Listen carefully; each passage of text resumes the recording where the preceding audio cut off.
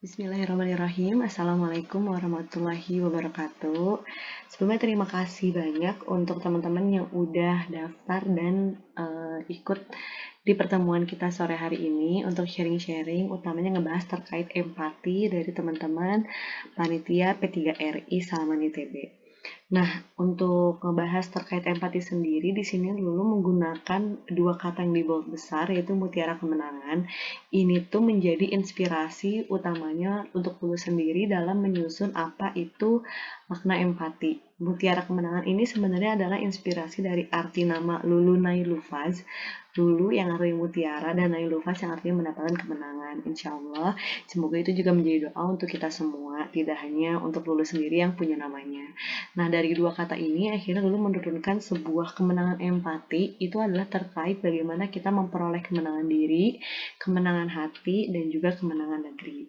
Bismillah. Nah, sebelum kita ngobrolin banyak tentang apa itu empati, apa itu kemenangan, dan hal-hal lain yang dititipkan oleh panitia untuk menjadi bahan diskusi kita sore hari ini, Lulu mohon izin untuk memberikan permulaan ini dari sebuah cerita yang dihadapi langsung oleh Nabi kita Nabi Muhammad SAW, yaitu sebuah perjalanan agung yang pada saat itu Rasulullah dapatkan ketika setelah 10 tahun Rasulullah itu di masa kenabiannya. Nah, ketika 10 tahun masa kenabiannya itu, Rasulullah itu mendapatkan satu buah kondisi yang kita ketahui bersama, yang kita kenal dengan tahun kesedihan gitu kan.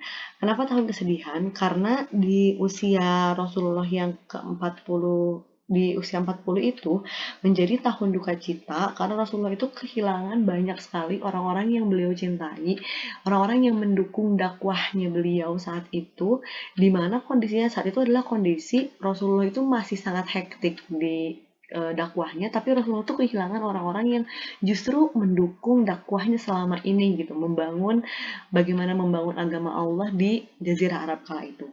Nah, tapi di masa tahun kesedihan itu, Allah itu menganugerahi sebuah perjalanan agung, perjalanan yang kita kenal dengan Isra Mi'raj. Saat itu Rasulullah diisrokan ke Aqsa dan dimi'rajkan ke Sidratul Muntaha. Nah, kenapa pertemuan apa sih sharing kita sore hari ini dimulai dengan cerita perjalanan agung? Karena dari perjalanan agung ini nanti di akhir kita akan sama-sama mengetahui bahwa ada sebuah ada ini tuh menunjukkan betapa dalamnya misi hidup dan bahwa misi hidup itu adalah sangat begitu luhur dan itu sangat berkaitan dengan empati gitu kan. Nah, ketika itu Rasulullah diisrokan ke Aqsa dan dimirajkan ke Sidratul Muntaha. Di Sidratul Muntaha ini tuh merupakan lapis langit yang bahkan belum pernah dicapai oleh manusia manapun.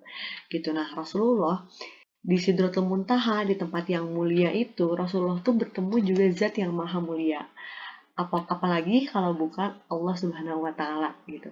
Nah, bisa dibayangin nggak gitu kan rasanya? Udah jelas nggak bisa, logika kita nggak akan nyampe kepada membayangkan bagaimana kebahagiaan yang saat itu Rasulullah rasakan di masa tahun kesedihannya kala itu gitu kan ya. Gak hanya itu gitu, Rasulullah pun juga bertemu dengan para nabi, bahkan Allah berikan kesempatan untuk memimpin sholat para nabi. Sampai Rasulullah pun diantarkan oleh malaikatnya, Allah kasih izin untuk lihat gitu, ini loh surga dengan segala keindahannya, juga ini loh neraka dengan segala kengeriannya neraka gitu kan. Nah, sekarang kalau kita bayangin di kondisi paling down yang pernah kita rasakan gitu, kalau kita sekarang bayangin kita lagi down-downnya hidup gitu, tiba-tiba sama sama Allah tuh diantarin ke suatu tempat yang itu tuh keindahannya tuh nggak bisa kita bayangkan selama ini gitu kan ya. Di kondisi lagi down dikasih kebahagiaan yang luar biasa. Pertanyaannya, mau nggak kita pulang lagi ke tempat sehari-hari gitu, ibarat kata kayak misalnya kalau kita punya masalah di rumah atau di kampus, tiba-tiba Allah kasih kesempatan untuk pergi ke suatu negeri seberang yang itu tuh indah banget, mau nggak pulang lagi gitu ke kampus atau pulang lagi ke rumah dengan segala masalah yang itu tuh nggak tahu gitu gimana nyelesainnya. Nah, jangan ditanya gitu kan ya, pasti manusia itu jawabnya apa? Ya enggak lah gitu, kayak ngapain, mending di sini aja. Dan sebenarnya Rasulullah tuh juga pasti punya kesempatan untuk itu, tapi itu tidak Rasulullah lakukan. Bahkan seorang penyair besar Muhammad Iqbal dari Pakistan itu sampai pernah bilang kayak gini, Muhammad, Nabi dari Arabia itu turun lagi ke bumi. demi Allah kalau aku jadi dia, aku tuh nggak akan lagi turun ke bumi. Itu seorang penyair asal Pakistan tuh sampai memberikan pernyataan kayak gitu. Saking itu tuh ngerasa kayak udah ngapain pulang lagi, tapi tuh Rasulullah tuh pulang lagi. Dan sekarang pertanyaan kita, kenapa sih Rasulullah tuh mau turun lagi gitu ke bumi, balik lagi ke segala kesedihan yang Rasulullah rasain. Nah, jawabannya itu cuma satu, teman-teman. Dan ini sebenarnya itu sederhana, tapi ternyata ini dalam banget dan itu yang membuat Rasulullah ingin lagi kembali ke bumi. Yaitu apa? Rasulullah itu ingin accomplish the mission of life. Rasulullah itu ingin menyelesaikan misi hidupnya. Apa misi hidupnya? Yaitu misi kenabiannya. Nah, kalau ngomongin misi kenabiannya loh, kenapa sih? Maksudnya seberapa besar sih misi kenabiannya kala itu? Dan kalau kita telik-telik lagi, sebenarnya tuh misi kenabiannya Rasulullah itu bahkan bukan tentang dirinya, lebih tentang kenabiannya, dan itu tidak bicara tentang Rasulullahnya, tapi bicara tentang justru ke masa depan umatnya gitu. Coba bisa dibayangkan betapa luhurnya itu Rasulullah miliki, dan itu bicaranya adalah tentang apa, tentang orang lain, dan itu semua tuh nggak akan mungkin terjadi kalau Rasulullah tuh nggak punya rasa empati. Sesederhana dari kata empati, dan itu lahir kepada sebuah misi yang luhur, dan itu menjadi salah satu alasan kenapa Rasulullah ingin pulang lagi ke bumi, yaitu adalah ingin menyelesaikan misi hidupnya gitu.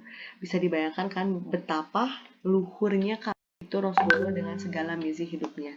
Dan itu sebenarnya sederhana banget. Cuma dari kata empati, sebesar itu rasa empati yang Rasulullah rasakan. Nggak bisa kita bayangkan gitu kan, sebesar itu empati yang Rasulullah tumbuhkan bahkan dari Rasulullah kecil, walaupun tumbuh tidak dengan orang tua kandungnya, tapi Rasulullah itu bisa merawat dan menumbuhkan empati dalam dalam dirinya yang bertahan bahkan sampai ketika Rasulullah tuh berada di titik paling duka, empatinya itu nggak pernah hilang. Nah, kalau misalnya kita bicara soal misi hidup, nah, misi hidup ini ya ini, misi hidup yang melampaui diri kita untuk terus berjuang sampai akhir.